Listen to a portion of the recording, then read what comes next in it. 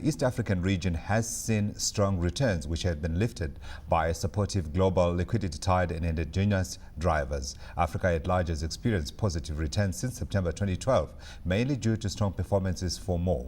We are now joined by Mark Kalil, Head of Institutional Sales at Standard Bank. Mark, a very good afternoon to you, and thank you for joining us. Now, we just want to focus, as discussed earlier, around the East Africa region and some of the trading ideas that you have across that region, across all the asset classes, so FX, equities, as well as credit trading. When you look at it, which asset class stands out for you before we delve into the different countries in the region?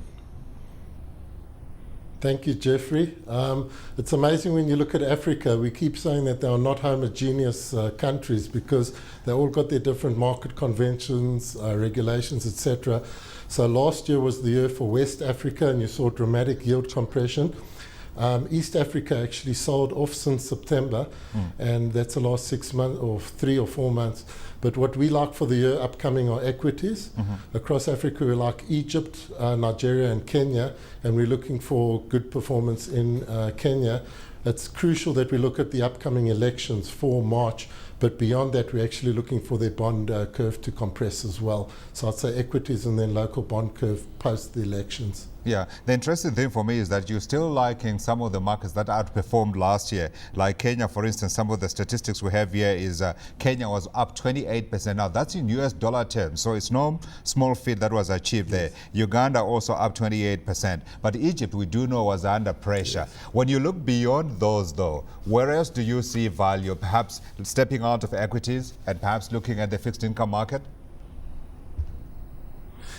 Correct. If you look at Uganda, Tanzania, and Kenya, we're actually positive duration on Uganda and Tanzania.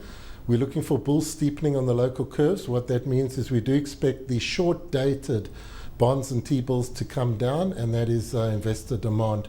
So we do see further compression. In the last 3 or 4 months, those bond curves have sold off a little bit. You would have realized 2011 was when interest rates were above 20% in all these regions, and they've come down dramatically. In the last 3 or 4 months, you saw the currencies in Uganda, Kenya, and Tanzania sell off, and we actually like the currencies to give you a little bit of a return. But on the local curves, we're looking for, and we like the shorter dates, up to the 2-year region.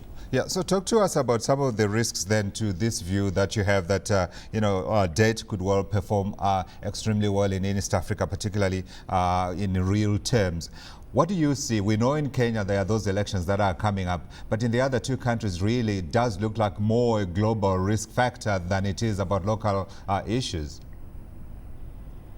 Yeah. In Uganda and Tanzania, obviously liquidity is a challenge on the equity markets. Only $50,000 to $100,000 trades a day, and the market cap is $3.5 billion on each exchange. Unlisted private equity is still the best way to enter to get corporate asset exposure, and yet they are trying to promote liquidity.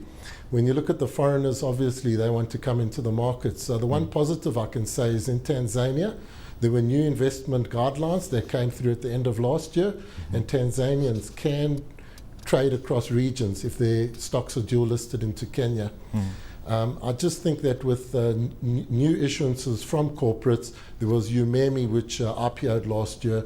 They are trying, and there are some positive steps. Yeah, talk to me about Kenya and Egypt, particularly those two, because they've got good stories that are coming up. I mean, in Egypt, we know that the revolution is in trouble, according to some people at least. And in Kenya, we've got the elections that are coming up. How concerned are you that we're likely to see upheaval here and perhaps standing that opportunity for good growth out of those markets?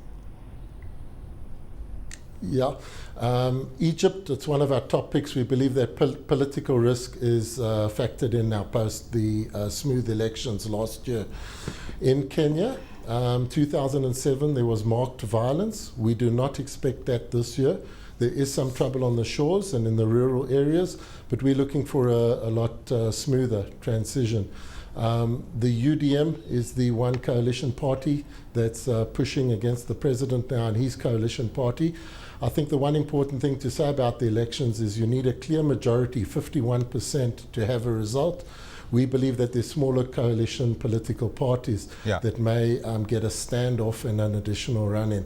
Yeah. But I think we believe that violence would be the biggest challenge, and we don't see that this year. Yeah, quickly, Mark, pick for me the stronger currency here, or the currency pick for you out of the countries that we're looking at today.